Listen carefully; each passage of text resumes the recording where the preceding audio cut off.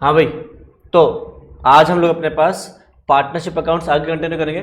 Last class में अपने अपने पास मेथड्स ऑफ गुडविल स्टार्ट किया हुआ था, जिसमें हमने दो मेथड्स कर लिए थे, एक सिंपल एवरेज प्रॉफिट मेथड, और उसके अंदर हमने देखा था सिंपल एवरेज प्रॉफिट मेथड से गुडविल कैसे निकलती है, एवरेज प्रॉफिट या फिर FMP into number of years purchase. FMP का फुल फॉर्म था, एफएमपी का फुल फॉर्म था फालतू में पढ़ा है प्रॉफिट, है ना, फालतू में पढ़ा है प्रॉफिट, यही तो इसकी फुल फॉर्म।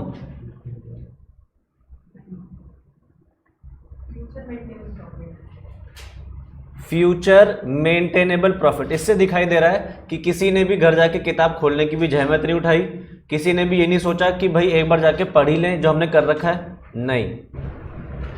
तो फ्यूचर मेंटेनेबल प्रॉफिट्स हमने निकालना सीखा था, फिर उससे सिंपल एवरेज प्रॉफिट और फ्यूचर एफएमपी लास्ट में निकाला था हमने, सवाल भी किया था हमने इसके ऊपर एक, और उसके बाद हमने सेकेंड मेथड किया था वेटेड एवरेज प्रॉफिट मेथड, जिसमें हमने बताया था, हमने डिस्कस किया था कि कभी कभी प्रॉफिट्स में इंक्रीजिंग या डिक्रीजिंग ट्रेंड हो सकता है। अगर ऐसा है तो हम उन प्रॉफिट्स को फिर वेट देंगे और फिर वेट से मल्टीप्लाई करेंगे प्रॉफिट्स को, और वेटेड प्रॉफिट्स को डिवाइड करेंगे टोटल ऑफ वेट से, तो वहाँ से हमारा एफएमपी आ जाएगा। तो दो मेथड्स हमने अपने पास पिछली क्लास में डिस्कस कर लिए थे। अब आज हम अपने पास नया मेथड करेंगे,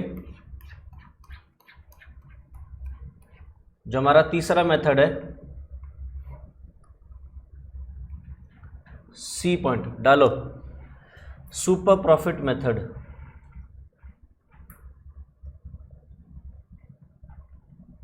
super profit method.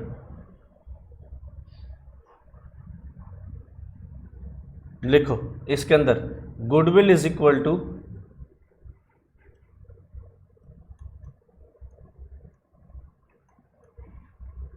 Super profits multiplied bye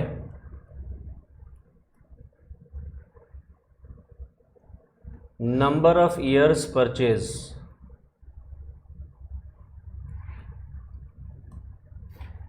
अब नीचे लिखो where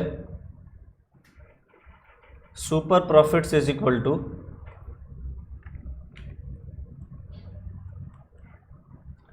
average profits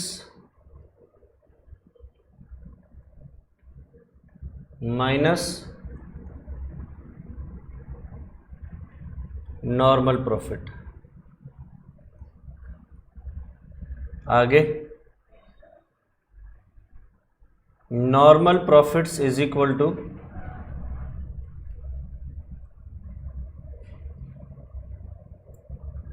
capital employed into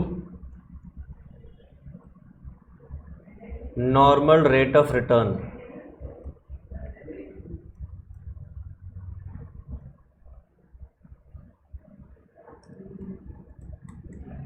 आगे capital employed is equal to या capital employed,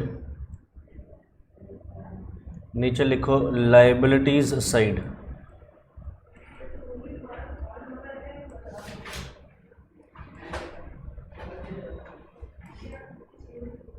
partners capital plus reserves and surplus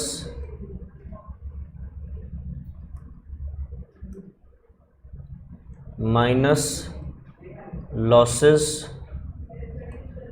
minus fictitious assets.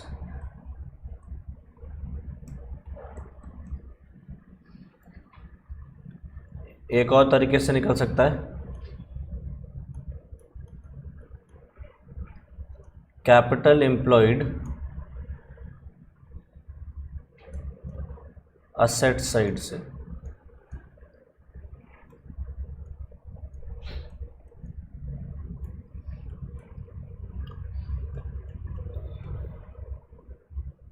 Total assets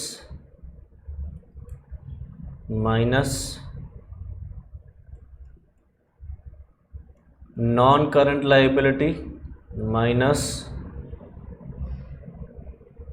current liability.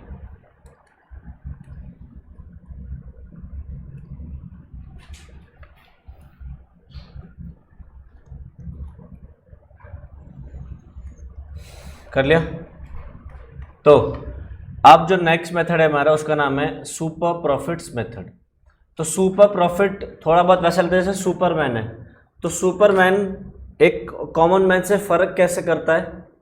Superman और common man में फर्क क्या है?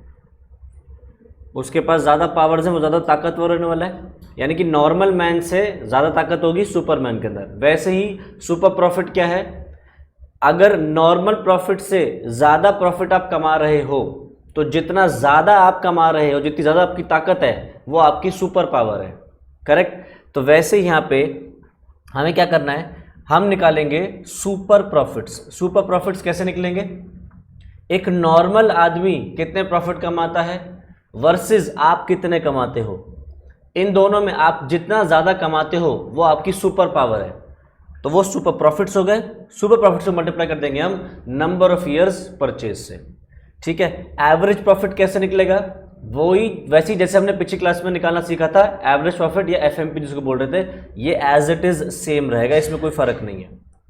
नॉर्मल प्रॉफिट कैसे निकलेगा? हम निकालेंगे capital employed multiplied by normal rate of return. ठीक है? नॉर्मल प्रॉफिट का मतलब समझो कि जैसे फॉर एग्जाम्पल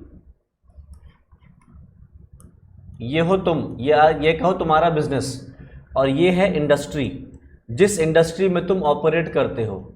मान लो तुम गाड़ियाँ बनाते हो, तो तुम्हारी अपनी खुद की गाड़ी की कंपनी है, वैसे ही एक पूरी की पूरी गाड़ियों की इंडस्ट्री है, ऑटोमोबाइल इंडस्ट्री, जिसमें 4 व्हीलर इंडस्ट्री आ गई पूरी। ठीक है?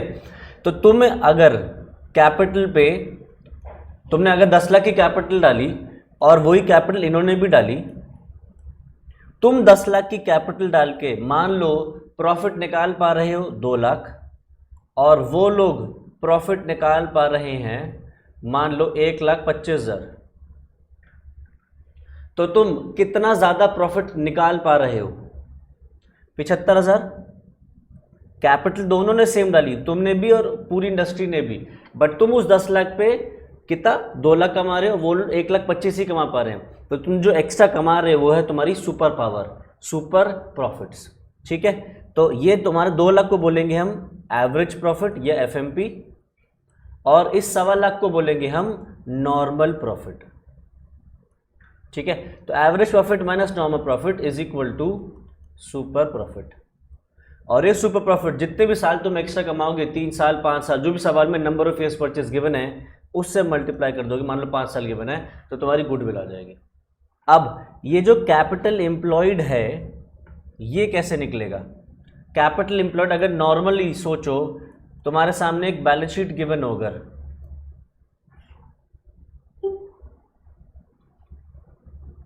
तुम्हारे सामने एक बैलेंस शीट है जहां पे ए की कैपिटल है, बी की कैपिटल है, और रिजर्व्स एंड सरप्लस है, non current liability, current liability, non current assets और करंट असेट्स। मान लो यहाँ पे एक एडवर्टाइजमेंट सस्पेंस भी डाल देते हैं।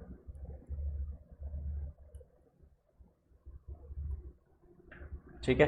तो ए की कैपिटल 2 लाख, 1,50,000, 3 लाख और 50,000। कितना हो गया? 2, 3 और 3 6 और 1 7 लाख। 5 लाख, 1.5 लाख, 50,000। अगर कोई तुम्हारे सामने इतनी बैलेंस शीट रख दे और कहे कि भैया बैलेंस शीट से कैपिटल निकाल के दिखाओ, तो कितनी होगी कैपिटल? कैसे निकालोगे? ये तुम्हारे सामने बैलेंस शीट दे दी, कैपिटल एम्प्लॉयड निकालना है।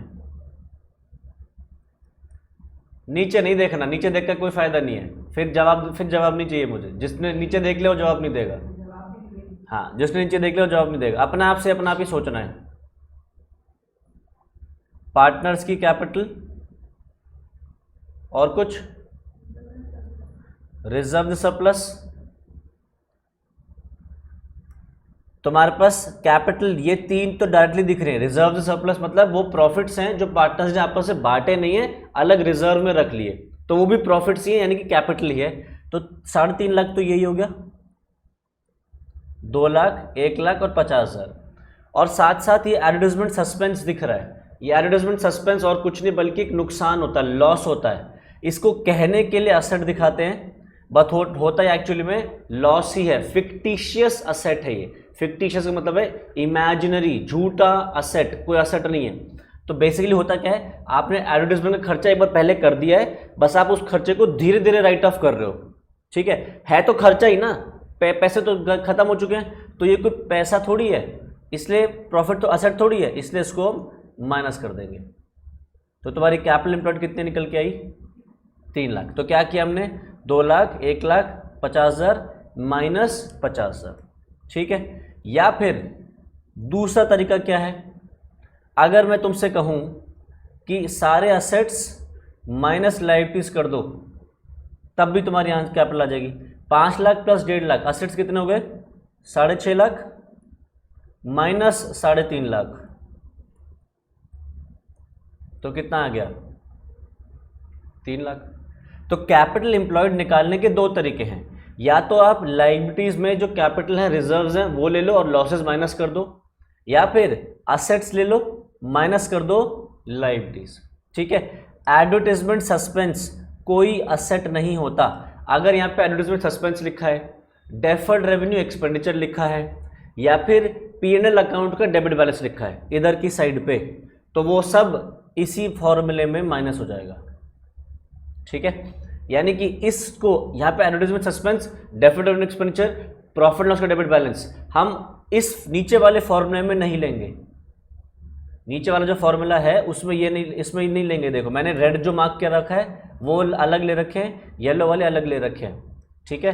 तो यहाँ पे हमने टोटल असेट्स लिखा है, but total assets except fictitious assets, except profit loss debit balance, ठीक है। तो हमने क्या करना है, यहाँ से जब कैपिटल निकल जाएगी, कैपिटल एम्प्लॉयड को मल्टीप्लाई कर देंगे हम NRR से, नॉर्मल रेट ऑफ रिटर्न से। वो सवाल में गिवन होगा। नॉर्मल रेट ऑफ रिटर्न का मतलब क्या है कि भाई जितनी कैपिटल तुमने डाली उस पे नॉर्मली इंडस्ट्री कितना कमाती है, नॉर्मल रेट ऑफ रिटर्न, पैसा डाल के रिटर्न कितना मिल रहा है नॉर्मल इंडस्ट्री पे, वो निकल के आएगा। यानी कि इंडस्ट्री से मेरा मतलब है तुम्हारे अलावा बाकी लोग कितना कमा लेते हैं तुम्हारी कैपिटल पे। तो तुमने भी कैपिटल 10 लाख डाली, उन्होंने भी 10 लाख डाली, तो वो कितना कमा पा रहे हैं, ध्यान से देखो, वो कमा पा रहे हैं 12.5%। चेक कर लो, 10 लाख पे तुम 2 लाख कमा रहे हो, तो तुम कितना परसेंट कमा रहे हो, 20%। और 10 लाख पे वो 1.25 लाख कमा पा रहे हैं, 1,25,000, यानी कि वो कमा रहे हैं 12.5%। तो ये जो 12.5% निकाला है मैंने, इसी को बोलते हैं हम नॉर्मल रेट ऑफ रिटर्न, ठीक है। तो सवाल में तुम्हें वो प्रॉफिट डायरेक्टली नहीं देगा, तुम्हें क्या देगा, कैपिटल एम्प्लॉयड देगा, NRR देगा। तो तुम्हें क्या करना है, कैपिटल एम्प्लॉयड को मल्टीप्लाई कर देना NRR से, तो तुम्हारा वही प्रॉफिट आ जाएगा 1.25 लाख, ठीक है। तो एवरेज प्रॉफिट हम निकाल चुके हैं, नॉर्मल प्रॉफिट हमने निकाल लिया, मल्टीप्लाई माइनस करके क्या जाएगा, सुपर प्रॉफिट, मल्टीप्लाई कर देना उसको नंबर ऑफ ईयर्स परचेज से, ठीक है। आ जाओ एक सवाल करते हैं।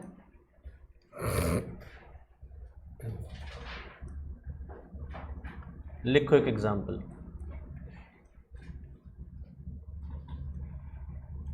Profits of 2019 2,10,000, 2020 2,20,000, 2021 1,55,000,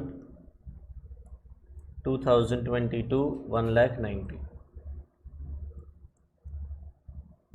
In 2019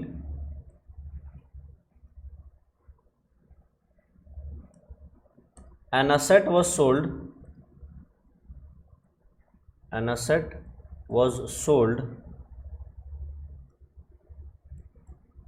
at a profit of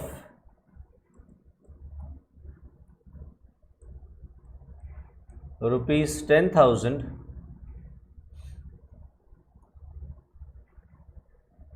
which was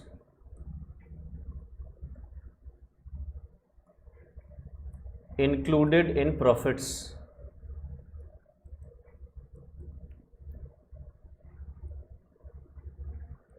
In 2020,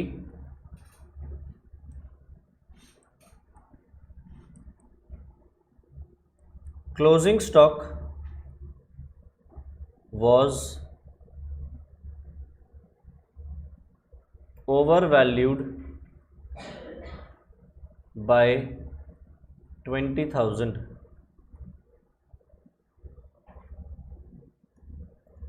In 2021,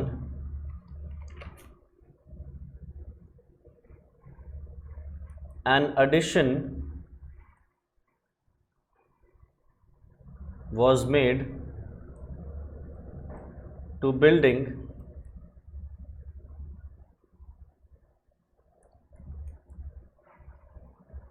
of rupees 25,000 which was charged to P&L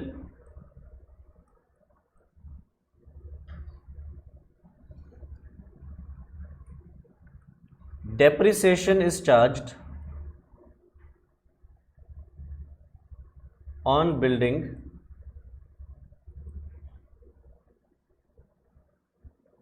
at the rate 25%.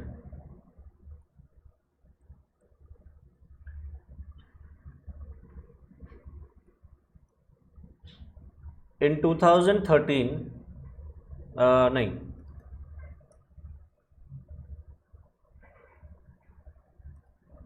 in 2022 an abnormal loss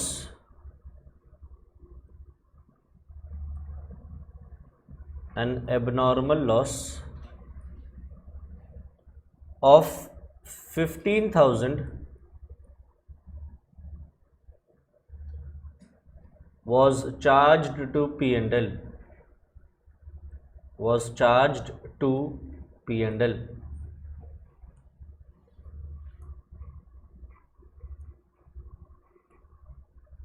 Goodwill is valued at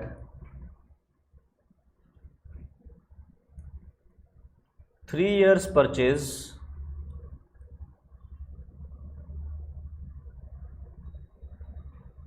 of super profits.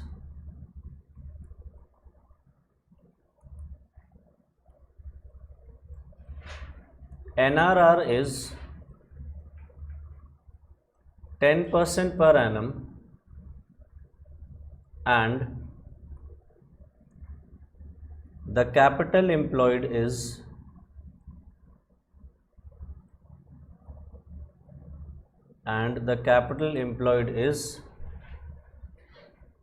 10 lakh.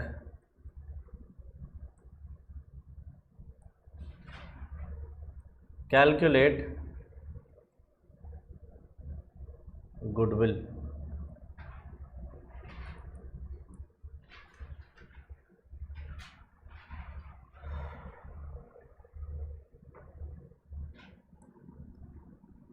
ठीक है,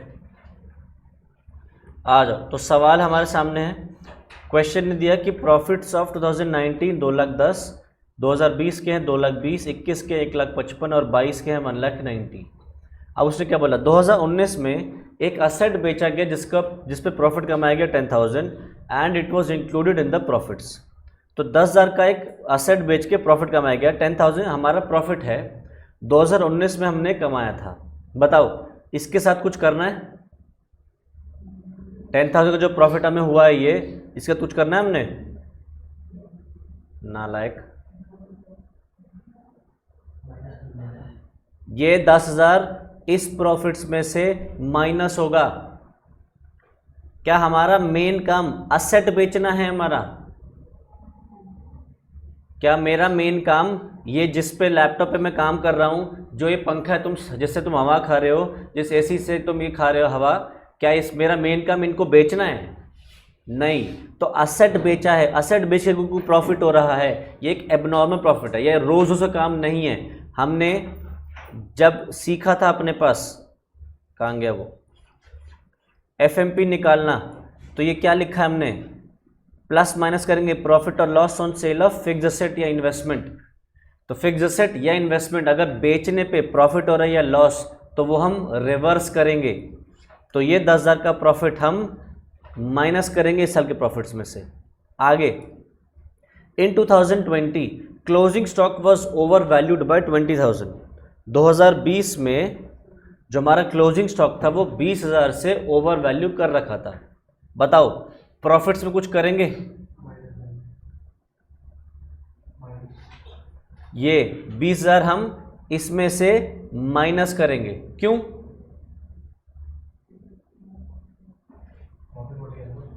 क्योंकि इससे हमारा 20,000 से profit बढ़ गया। Closing stock अगर बढ़ रखा है, ओवर वैल्यूड है, तो क्लोजिंग स्टॉक ट्रेडिंग अकाउंट में किस साइड जाता है? Credit side. क्रेडिट साइड पे होती सारी इनकम्स। अगर क्रेडिट साइड आपकी बढ़ जाएगी तो प्रॉफिट बढ़ जाएगा। तो हमारा प्रॉफिट यहाँ पे बढ़ रखा है, इसलिए हम उसको घटा देंगे। अच्छा, और कुछ करेंगे? इसके अलावा और कुछ करेंगे?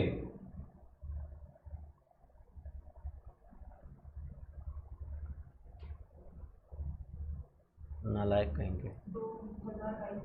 2021 का प्रॉफिट 20,000 से हम बढ़ा देंगे।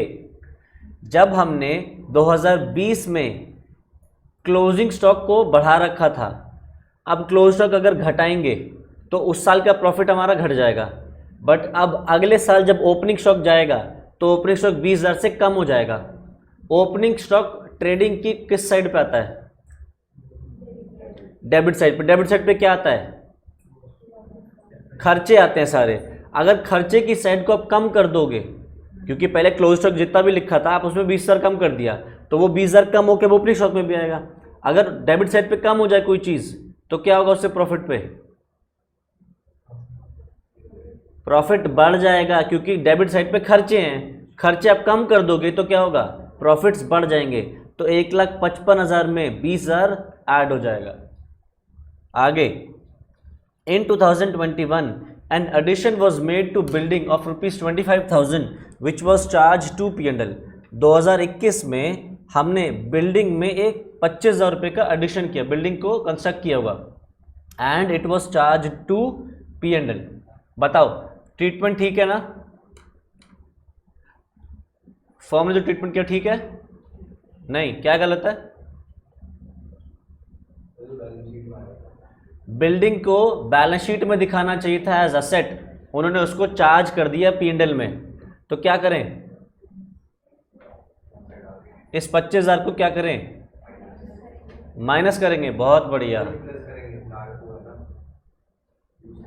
इन प्रॉफिट्स में 25,000 ऐड हो जाएगा, क्योंकि हमने इसको चार्ज कर दिया P&L में। चार्ज कर दिया P&L का मतलब है हमने इसको P&L में एज एक्सपेंस दिखा दिया, खर्चा थोड़ी है, ये तो असेट बना है। अच्छा, फिर क्या कह रहा है? Depreciation is charge on building at 25%। तो इसका कुछ करना है क्या? हम ये जो 25,000 की बिल्डिंग है इस पे 25% का डेप्रिसिएशन लगाएंगे, क्योंकि हमने इसको एज एक्सपेंस दिखा दिया। एक्सपेंस नहीं दिखाना चाहता, एक्सपेंस से हम रिवर्स करेंगे, तो 25,000 से प्रॉफिट बढ़ा देंगे, क्योंकि प्रॉफिट में से हटा दिया, प्रॉफिट बढ़ गए। अब ये एसेट के तौर पर चला गया, जब एसेट के तौर पर जाएगा तो उसको डेप्रिशिएट भी करना पड़ेगा, तो फिर हम 25,000 पे 25% का डेप्रिशिएशन चार्ज करेंगे, और वो 25,000 का डेप्रिसिएशन 2 साल में चार्ज होगा, 21 में भी और 22 में भी। क्योंकि हमने 21 में गलती करी है तो 22 में भी तो डेप्रिसिएशन नहीं लगा होगा। जब 21 में गलती करी तो 21 में भी डेप्रिसिएशन चार्ज नहीं किया, और उसको 22 में भी चार्ज नहीं किया होगा, तो 2 साल हम इस पे 25% डेप्रिसिएशन भी चार्ज करेंगे। आगे क्या कह रहा है? In 2022 an abnormal loss of 15,000 was charge to P&L। 2022 में एक एबनॉर्मल लॉस हुआ था जिसको हमने प्रॉफिट लॉस में चार्ज कर दिया था। कुछ करना है इसका? ऐड कर देंगे 2022 के प्रॉफिट्स में। Goodwill is valued at 3 years purchase of super profits, NRR is 10% per annum and the capital employed is 10 lakhs। Calculate goodwill. चलो शुरू करते हैं। तो सबसे पहले बताओ हमने गुडविल किस मेथड से निकालनी है? गुडविल किस मेथड से निकालनी है? 3 मेथड हमने पढ़ लिए, simple average, weighted average, super profit. Super profit method से, क्योंकि उन्होंने यहाँ पे लिखा है goodwill is valued 3 years purchase of super profits. तो सुपर प्रॉफिट के लिए सबसे पहले हमें चाहिए एक एवरेज प्रॉफिट, एक नॉर्मल प्रॉफिट। नॉर्मल प्रॉफिट कैसे निकलेगा? Capital employed into NRR। Capital employed हमारे सामने है, NRR हमारे सामने है। नॉर्मल प्रॉफिट तो इजीली निकल जाएगा। हमें क्या चाहिए? Average profit. एवरेज प्रॉफिट वैसे ही जैसे हमने FMP निकालना सीखा था पिछली क्लास में। आ जाओ शुरू करते हैं।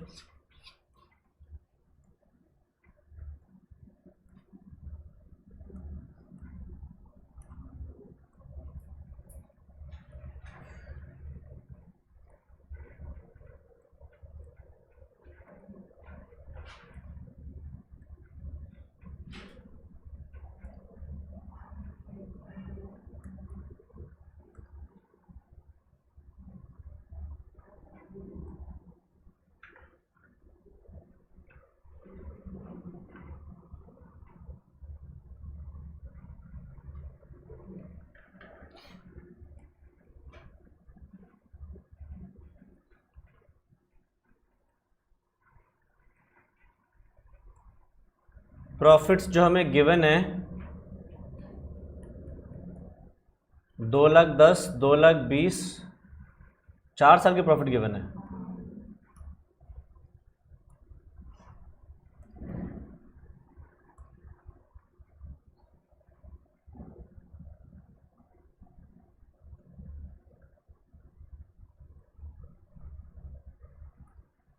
एक 1,55,000, 1,90,000।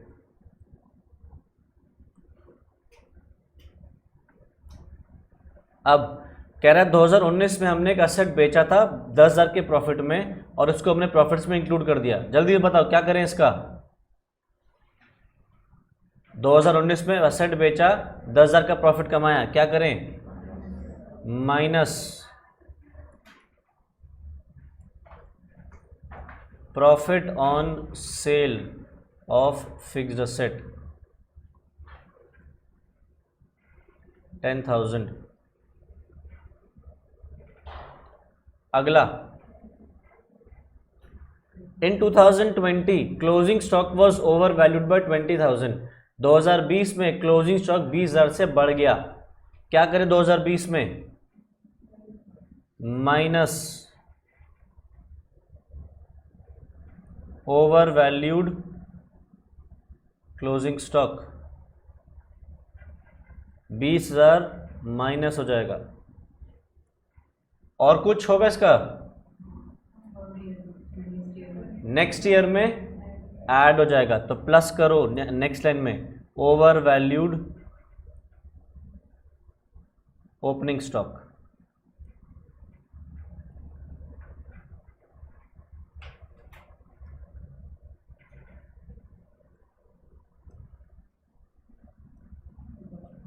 फिर in 2021 an addition was made to building at 25,000 which was charged to P&L।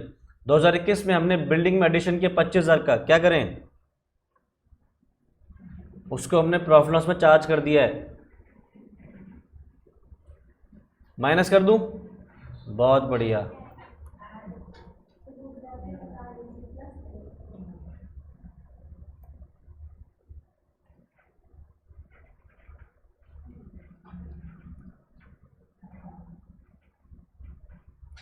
Machine 25,000 add हो जाएगा। मशीन तो बिल्डिंग है, बिल्डिंग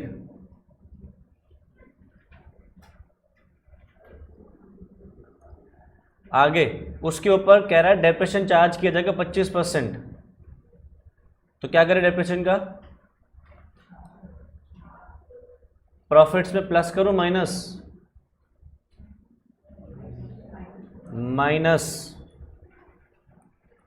डेप्रिसिएशन ऑन बिल्डिंग कितना आ रहा है 6250, 6250 इस साल माइनस होगा और अगले साल भी माइनस होगा।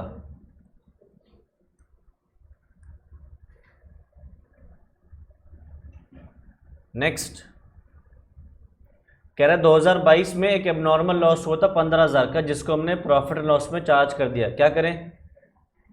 ऐड।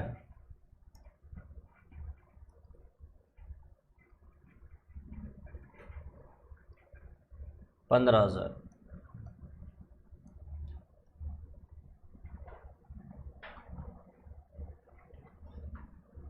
तो यहां से मार दो टोटल,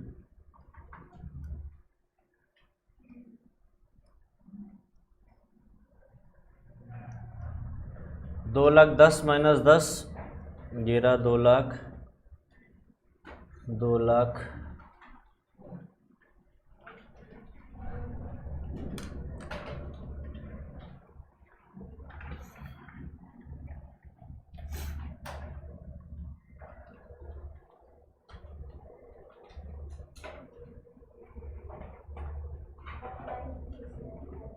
193,750 और ये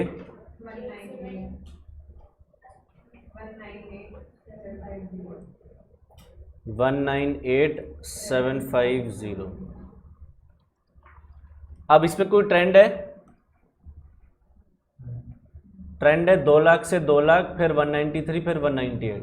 नहीं, तो हम कौन सा एवरेज लेंगे? Simple average.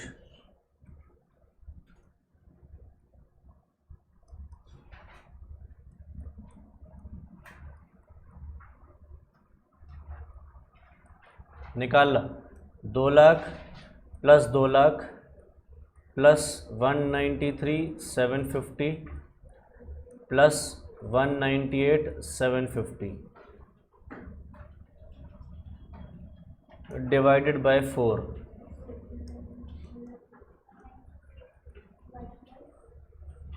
कितना आ रहा है?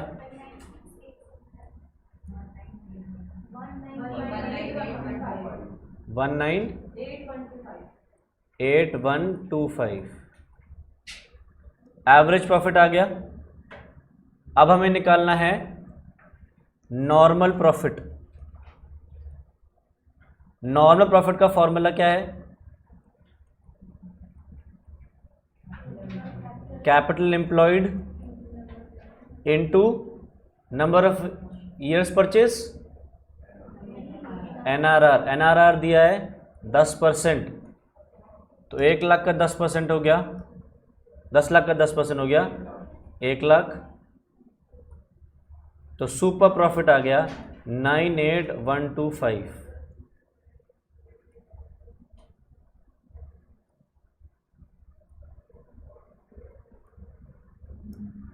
तो अब यहां से हमारी गुडविल निकल सकती है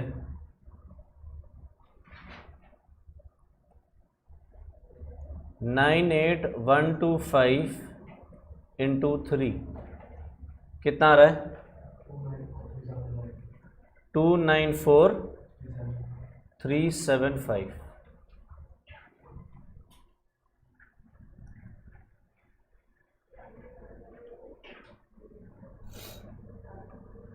चलो, तो यहाँ से ये वाला क्वेश्चन भी ख़त्म। अब हमारे पास एक सवाल है नोट्स में, क्वेश्चन नंबर 6, इसको देख लेते हैं। कह रहा है द फॉलोइंग डिटेल्स या particulars are available in respect of the business carried on by Rathore. Capital invested 1,50,000, trading results, results मतलब प्रॉफिट्स, प्रॉफिट एंड लॉस, 16 में प्रॉफिट हुआ, 17 में प्रॉफिट हुआ, 18 में लॉस हुआ, 19 में प्रॉफिट हुआ। आगे क्या कह रहा है सवाल? Market rate of interest on investment is 10%, rate of risk return on capital invested in business is 2%, remuneration from alternative employment of the proprietor if not engaged in the business is 6,000 per annum. You are required to compute the value of goodwill on the basis of 5 years purchase of super profits of the business calculated on the basis of average profit of the last 4 years. तो हमारे पास 4 साल के profit दे दिए, सवाल ने capital invested दे दिया। Goodwill किस method से निकालनी है? 5 years purchase of super profit, यानी कि एवरेज प्रॉफिट्स निकालने का तरीका यहां से आ गया। ठीक है, नॉर्मल प्रॉफिट के लिए क्या चाहिए होता है हमें? Capital employed into NRR. NRR कितना है?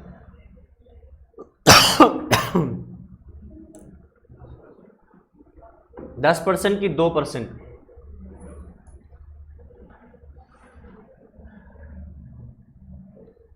10% या 2%?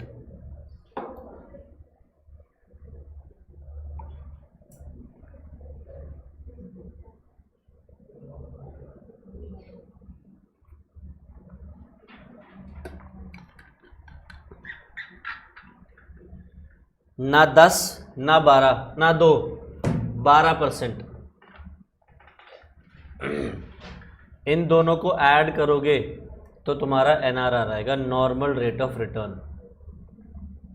अब देखो इसका मतलब, market rate of interest on investment, इसका मतलब क्या है? इसका मतलब ये है, अगर तुम आज किसी बैंक में एफडी करने पहुंच जाओ तो वह एफडी तुम्हारे लिए इन्वेस्टमेंट ही होगी। तो उस इन्वेस्टमेंट पे तुम्हें कितना ब्याज मिलेगा मार्केट से? वो है 10%। ठीक है, मार्केट रेट ऑफ इन्वेस्टमेंट। तो एक बात बताओ, मैं तुमसे कह रहा हूं कि तुम मेरे बिजनेस में पैसा डालो, ठीक है, मैं तुम्हें दूंगा 10%, और वही 10% तुम्हें बैंक भी देगा एफडी में। तुम किसके पास रखोगे पैसा, मेरे पास या बैंक के पास एफडी में? बैंक के पास। क्यों बैंक के पास? सेफ है, डूब सकता है। अगर मैं कहूं कि मेरे पास आओ और 12% मिलेगा मुझसे और बैंक से मिलेगा 10, तो कहां रखोगे? मेरे पास, क्योंकि तुम्हें ज्यादा मिल रहा है, 2% मिल रहा है। वो 2% किस चीज का है? जो तुम रिस्क उठा रहे हो कि मेरे बिजनेस में पैसा डूब सकता है, तो वही चीज rate of risk return on capital invested. तो मुझे तुम्हें 12% कमा के देना पड़ेगा, तभी तुम मेरे बिजनेस में पैसा रखोगे, अदरवाइज निकाल लोगे। तो एनआरआर है 12%।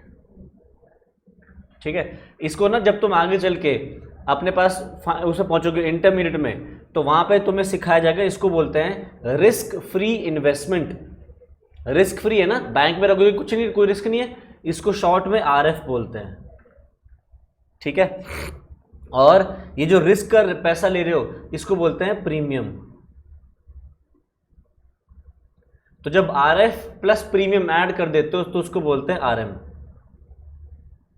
ठीक है, ये बहुत आगे की बात बता रहा हूं मैं तुम्हें, ये इंटरमीडिएट की बात है, तुम्हें पढ़ा जाएगा चैप्टर, एक सब्जेक्ट फाइनेंशियल मैनेजमेंट, वहां बताया जाएगा आरएफ प्लस प्रीमियम तो आरएम आ जाएगा, मार्केट रेट ऑफ रिटर्न। ठीक है, आगे remuneration from alternative employment of the proprietor. वो कहना चाह रहा है, अगर जो प्रोप्राइटर है, मतलब जो ओनर्स हैं, अगर उनको कहीं दूसरे बिजनेस में जॉब दे दी जाए तो उनको 6,000 रुपये की तनख्वाह मिलेगी, तो वो 6,000 रुपये की तनख्वाह यहाँ से भी मांगेंगे।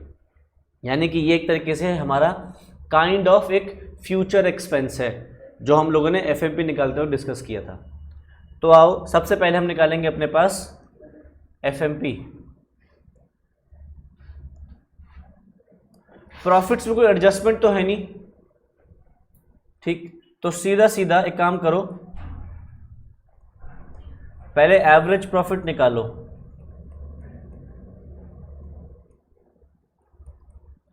$40,000 प्लस 36,000 माइनस 6,000 लॉस हुआ है,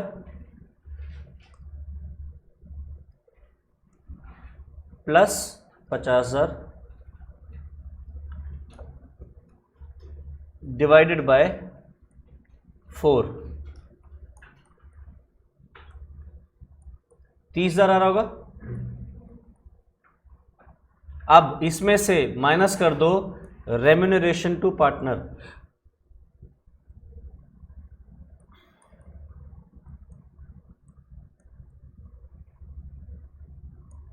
या प्रोप्राइटर, आई थिंक एक ही है ना इसमें,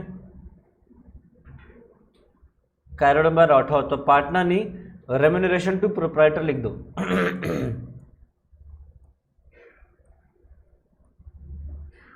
तो उसको 6,000 रुपये की तनख्वाह मिलती, तो प्रॉफिट्स एक्चुअली में 24,000 के होते। ये आ गया तुम्हारा एफएमपी या फिर एवरेज प्रॉफिट।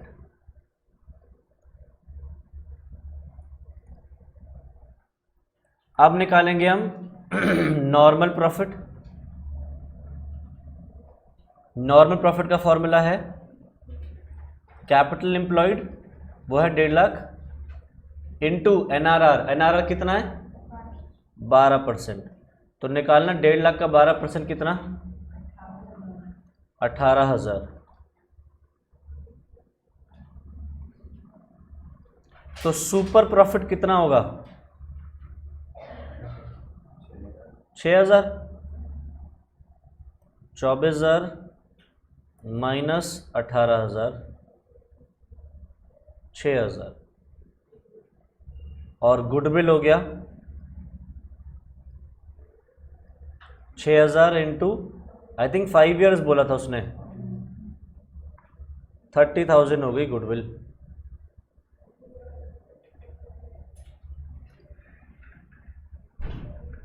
ठीक है। क्वेश्चन नंबर 6 भी हमारा हो गया। आगे नेक्स्ट मेथड, अभी हमने 3 मेथड्स कर लिए हैं। अगला चौथा मेथड डालो D, capitalisation method.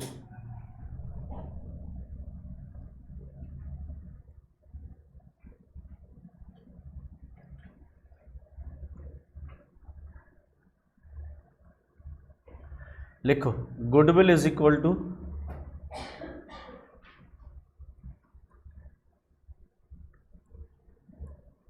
Capitalised profits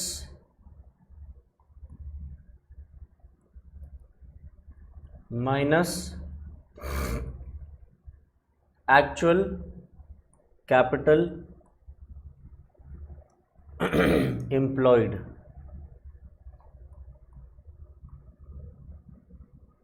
या फिर इसका दूसरा फॉर्मूला है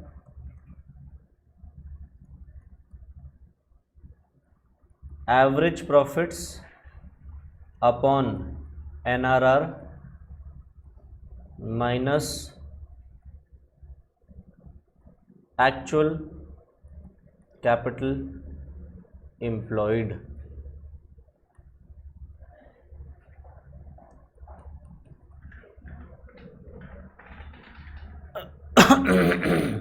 तो capitalised profits minus actual capital employed या फिर average profits upon NRR minus actual capital employed, ये है हमारा अगला मेथड जिसका नाम है कैपिटलाइजेशन मेथड।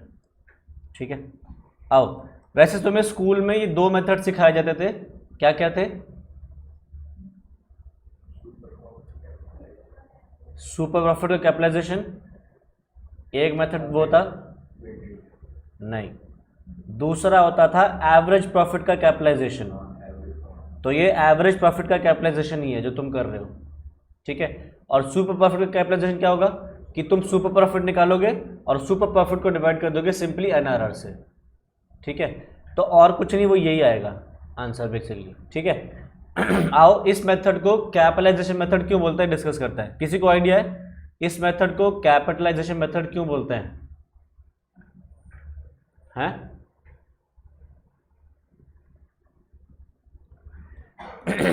देखो, ये हो तुम और ये है इंडस्ट्री जिसमें तुम ऑपरेट करते हो। ठीक है। तुमने अपने बिजनेस में कैपिटल डाली 10 लाख, इंडस्ट्री वालों ने भी अपने बिजनेस में कैपिटल डाली 10 लाख। मतलब जैसे तुम्हारी कार्स की है वैसे यहाँ पे टाटा है, मारुति है, सुजुकी हो गई, जितनी भी कार कंपनीज है वो यहाँ पे एक तुम्हारी कार कंपनी। तुमने कैपिटल डाली 10 लाख, उन्होंने कैपिटल डाली 10 लाख। तुमने अपनी कैपिटल पे प्रॉफिट कमाया 2 लाख और उन्होंने अपनी कैपिटल जो डाली उस पे प्रॉफिट कमाया 1 लाख। ठीक है। तो तुमने कितना परसेंट प्रॉफिट कमाया पहले ये बताओ। जितनी तुमने कैपिटल डाली उसका कितना परसेंट प्रॉफिट कमाया? रिटर्न परसेंटेज वाइज कितना हुआ? 20%। चेक कर लो, तुमने 10 लाख में 2 लाख कमा गए, यानी कि 20% कमा गए, और वो 10 लाख पे 1 लाख कमा रहे हैं, यानी कि उनका रिटर्न का क्या परसेंटेज है, 10%। तो तुम क्या डबल कमा के कह सकता हूं करेक्ट। तो तुमने कितनी कैपिटल बचा ली ज्यादा कमा के, कितनी कैपिटल बचा ली, 10%। अमाउंट में पूछ रहा हूं मैं, अमाउंट में कितनी कैपिटल की बचत कर ली इंडस्ट्री के मुकाबले, कैपिटल, कैपिटल प्रॉफिट नहीं। नालायक, लगाओ इसके कान पे दो। तुम 10 लाख पे 2 लाख कमा जाते हो और इंडस्ट्री 10 लाख पे सिर्फ 1 लाख ही कमा रही है। मैं अपना क्वेश्चन दूसरी तरीके से तुम्हारे सामने पेश कर रहा हूं। इंडस्ट्री को और कितनी कैपिटल डालनी पड़ेगी कि तुम्हारे जितना कमाए, और 10 लाख डालनी पड़ेगी, वो ही 10 लाख तुमने बचाए ना, यानी कि वो 10 लाख पे 1 लाख कमा रहे हैं तो उनको 10 लाख और डालने पड़ेंगे, तब जाके वो उस 10 लाख पे भी 1 लाख कमाएंगे, तब वो तुम्हारे बराबर आएंगे। नहीं आया गोपाल, आ गया। तो तुमने ये 10 लाख रुपए बचा लिए, ये जो 10 लाख रुपए तुमने बचाए ये है तुम्हारी गुडविल, और क्योंकि यहां पे तुमने कैपिटल बचाई है इसलिए इसका नाम है कैपिटलाइजेशन मेथड, कि आप कितनी एक्स्ट्रा कैपिटल सेव कर जाते हो अपने प्रॉफिट्स कमा के। ठीक है, अब इसका फॉर्मूला क्या है। अब ये ऐसे तो नहीं, ये तो तुम्हें दिख गया कि हाँ भाई 10 लाख पे 1 लाख कमा रहे हैं तो अगले 10 लाख पे भी 1 लाख कमाएंगे, हर बार ऐसे नहीं कि बनोगा। तो तुम्हें क्या करना पड़ेगा इंडस्ट्री का 10% है, तुम्हारा 20% है, इसमें से एनआरआर कितना है पहले ये बताओ। एनआरआर कौन सा फिगर है, 20% या 10%? 10, क्योंकि इंडस्ट्री जो कमाती है वो होता है एनआरआर। तो क्या करेंगे, तुम्हारे प्रॉफिट्स कितने ये बताओ, तुम्हारे प्रॉफिट्स कितने हैं, परसेंटेज नहीं प्रॉफिट, 2 लाख, उसको डिवाइड कर दो एनआरआर से, एनआरआर है 10%, माइनस कर दो तुम्हारी एक्चुअल में कैपिटल कितनी है, तुम्हारी एक्चुअल कैपिटल कितनी है 10 लाख, तो 2 लाख डिवाइड बाय 10% कितना आया 20 लाख, 20 लाख माइनस 10 लाख 10 लाख, और वही 10 लाख हमने अभी आइडेंटिफाई करा था यहां से। ठीक है, तो क्या करेंगे, तुम्हारे ही प्रॉफिट्स लेंगे, मतलब एवरेज प्रॉफिट्स को डिवाइड कर दो एनआरआर से, निकल जाएगा कि भैया इंडस्ट्री की कितनी कैपिटल है, कितनी कैपिटल होनी चाहिए और तुम्हारी कितनी है। तो तुमने 10 लाख रुपए की कैपिटल अपनी बचा ली, ये है तुम्हारे कैपिटलाइजेशन प्रॉफिट, ये तो तुम्हारी गुडविल है। ठीक है, अगर बात करें हम सुपर प्रॉफिट की, अगर कैपिटलाइजेशन ऑफ सुपर प्रॉफिट करो तो बताओ भाई, तुम्हारे सामने डेटा है, तुम्हारे प्रॉफिट्स, इंडस्ट्री के प्रॉफिट्स, उनकी कैपिटल, तुम्हारी कैपिटल, रिटर्न, सुपर प्रॉफिट कितना है जल्दी बताओ मुझे। सुपर प्रॉफिट है 1 लाख, कैसे निकला, तुम्हारे average profit minus normal profit, मतलब नॉर्मल मतलब इंडस्ट्री के प्रॉफिट, इंडस्ट्री कितना कमा रही है 1 लाख, तो सुपर प्रॉफिट कितना होंगे 2 लाख माइनस 1 लाख 1 लाख। अगर capitalisation of super profit method लगाओगे तो फॉर्मूला है सिर्फ और सिर्फ super profit divided by NRR, तो super profit divided by NRR, NRR कितना है 10%, कितना आ गया, देख लो पहले भी यही आया था। तो जो कैपिटलाइजेशन ऑफ एवरेज प्रॉफिट है या कैपिटलाइजेशन ऑफ सुपर प्रॉफिट है एक ही है, आंसर उससे सेम ही आने वाला है। कोई डाउट है तो बोलो, नहीं एक सवाल कर लेते हैं, आ जाओ फिर।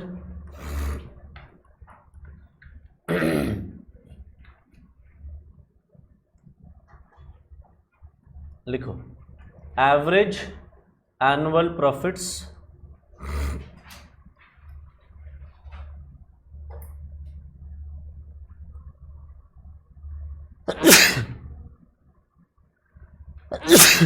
इज इक्वल टू ₹1,20,000 एनआरआर 12% पर एनम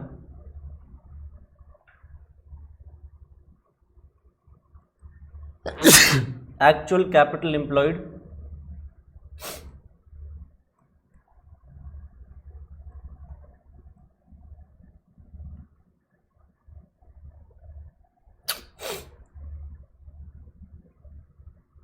₹10,00,000। एक मिनट, इसको ले लो, 9,00,000।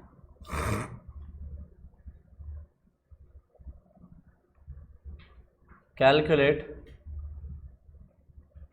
Goodwill using capitalisation method.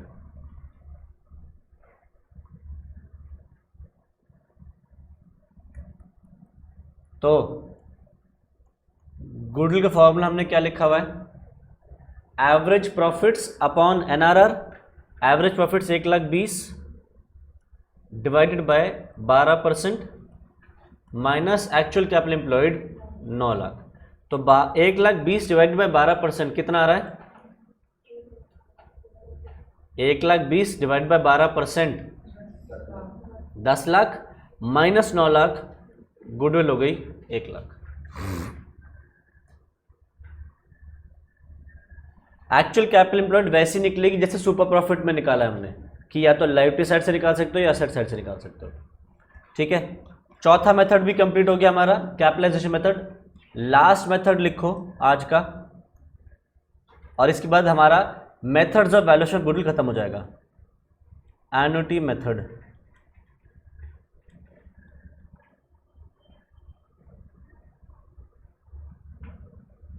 Annuity method लिखो, goodwill is equal to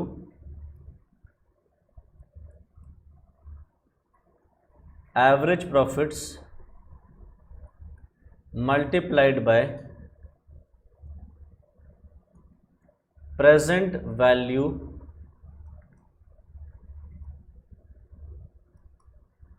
annuity factor.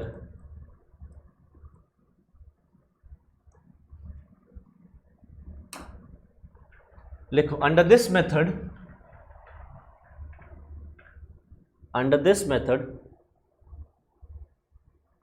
Goodwill is the sum of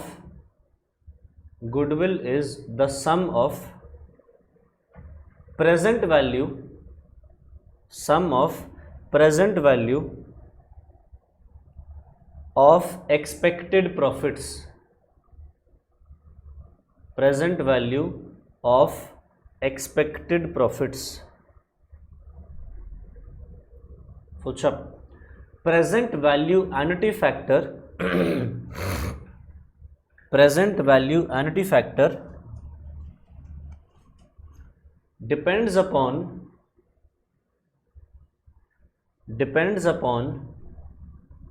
the rate of interest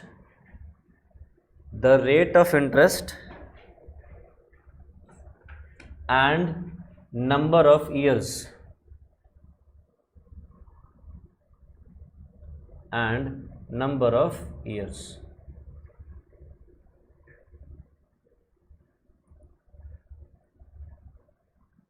चलो अब देखते हैं।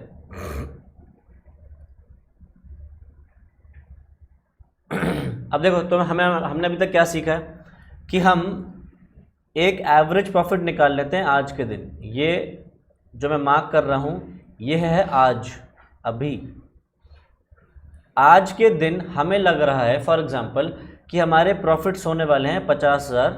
कब? अगले 3 साल में। ठीक है, आज हमें एस्टिमेट लग रहा है एवरेज प्रॉफिट कितने वाले हैं अगले 3 साल में 50, यानी कि इस साल 50, 50 और 50। तो हम उससे क्या कहते हैं कि 3 साल के प्रॉफिट्स तो हमें दे दें, और गुड निकाल लेते हैं हम कैसे?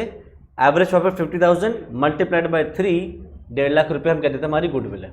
ठीक है, ये एक्चुअली में थोड़ी कैलकुलेशन थोड़ी गलत है। देखो, तुम आज के दिन किसी से 50,000 इंटू 3 1.5 लाख रुपये मांग रहे हो, करेक्ट?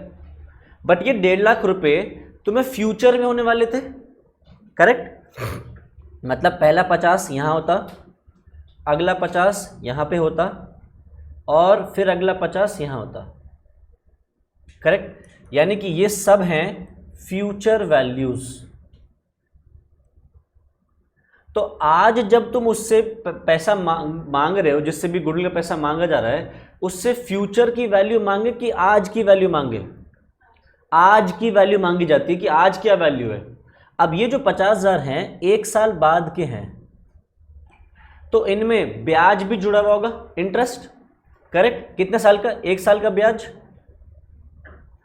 अगला जो 50,000 है ये 2 साल बाद है, तो इस 50,000 में कितने साल का प्रॉफिट होगा, इंटरेस्ट होगा?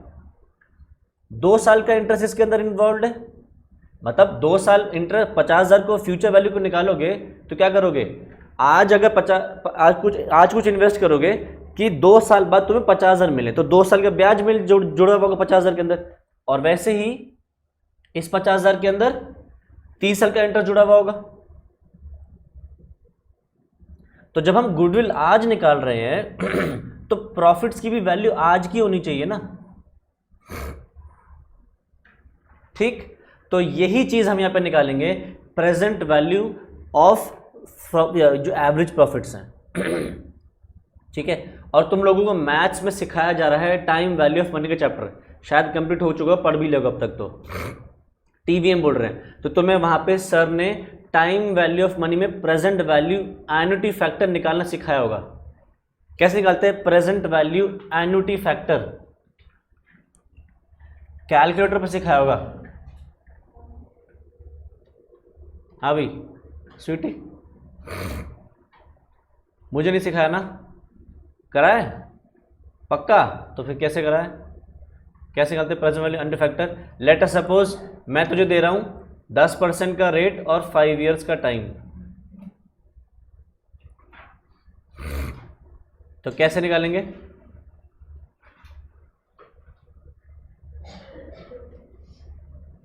आता है?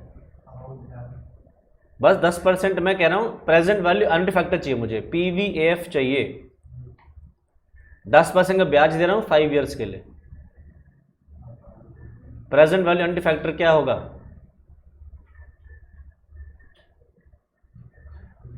प्रेजेंट वैल्यू फैक्टर जितने भी हैं उनको ऐड कर दो, 5 साल के प्रेजेंट वैल्यू फैक्टर्स को ऐड कर दो।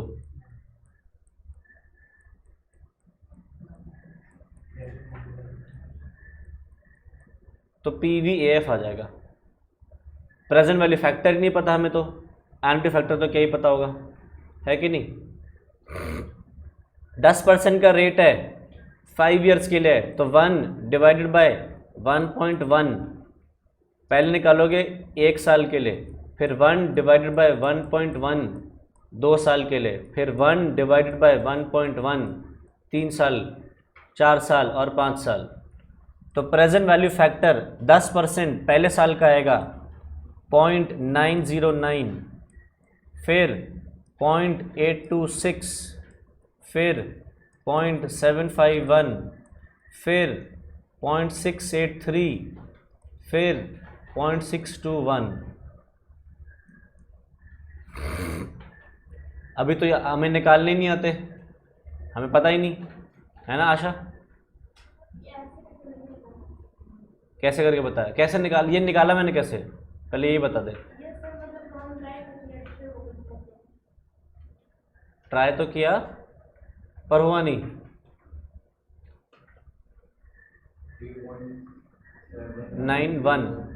790 कुछ आ रहा होगा ना, तो 3.791। क्या कर रहे हो तुम लोग मैथ्स की क्लास में, अगर तुम्हें इतनी बेसिक चीज़ नहीं आती? टाइम वैल्यू पूरा का पूरा टाइम वैल्यू ही है जो तुम्हारे मैथ्स में सबसे ज़्यादा इंपॉर्टेंट है, और तुम्हें टाइम वैल्यू में बेसिक प्रेजेंट वैल्यू फैक्टर्स निकालने नहीं आ रहे, और उसके बाद एन्युटी फैक्टर कैसे निकलेगा? कैलकुलेटर उठाओ अपना, करो उसको कैलकुलेटर पे। 1 डिवाइडेड बाय 1.1 कितना आ रहा है? 0.90909 आ रहा है। अब एक बार और इक्वल टू दबाओ, क्या आ रहा है? 0.826, एक बार और इक्वल टू दबाओ 0.753 51, फिर 0.683, एक बार और इक्वल टू दबाओ 0.621। ये जो तुमने इक्वल टू तक करके दबा के निकाला है, ये है प्रेजेंट वैल्यू फैक्टर्स ईयर 1 के, 2 3 4 5।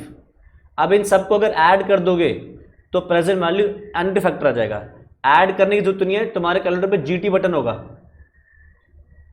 जीटी बटन है, जीटी मतलब ग्रैंड टोटल आ रहा है 3.790 कुछ आ रहा होगा, तो वो तुम्हारा प्रेजेंट वैल्यू एनुटी फैक्टर हो गया। ठीक है, एक छोटा सा सवाल इसके ऊपर कर लेते हैं। हमने फॉर्मूला क्या करना है, सिंपली जो भी एवरेज प्रॉफिट्स हैं मल्टीप्लाई कर देंगे प्रेजेंट वैल्यू एनुटी फैक्टर से। तो लिखो एक सवाल,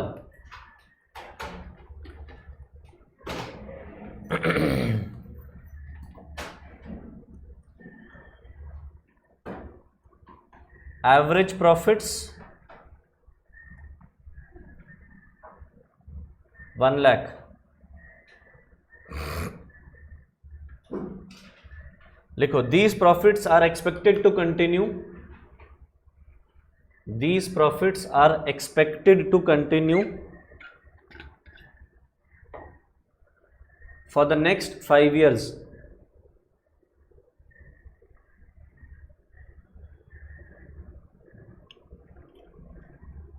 Rate of interest is 10% per annum.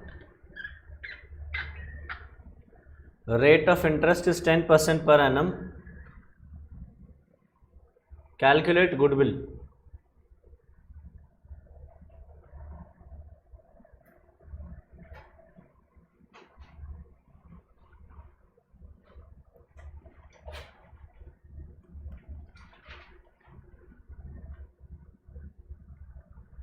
तो गुडविल फॉर्मूला है average profit multiplied by present value annuity factor. तो ये 10% है और 5 ईयर्स के लिए है, तो 1 डिवाइडेड बाय 1.10 1 साल, फिर 1 डिवाइडेड बाय 1.1 2 साल, ऐसे अप टिल 5 निकालेंगे हम। अगर ये 12 होता तो क्या करते,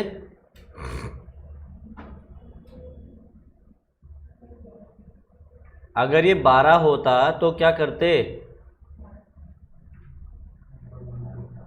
1 डिवाइडेड बाय 1.12। अगर 5 होता तो, अगर 5% होता तो 1.05, 1 डिवाइड बाय 1.05। तो एक बार दोबारा सिखा रहा हूं जिस जिसको नहीं याद हो, 1 डिवाइडेड बाय 1.1 इक्वल टू दबाओ 0.909 आ गया, ये पहले साल का हो गया। ठीक, एक बार और इक्वल टू दबाओ दूसरे साल का, फिर एक बार इक्वल टू तीसरा, फिर चौथा और फिर पांचवा। अब 5 साल का निकाल दिया, अब बटन दबा दो जीटी, तो तुम्हारा प्रेजेंट वैल्यू एनुटी फैक्टर आ जाएगा 3.7907।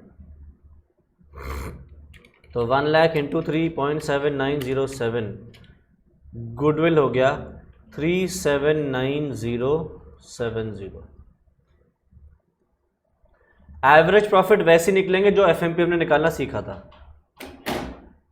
ठीक है, तो यहां से हमारे गुडविल के सारे मेथड्स कंप्लीट हो गया। ठीक है, आज इतना ही करेंगे। आज की क्लास में कोई डाउट है, कोई चीज पूछे तो बोलो। चलो जी, तो फिर आज इतना ही करते हैं, बाकी नेक्स्ट क्लास में कंटिन्यू करेंगे। Bye bye.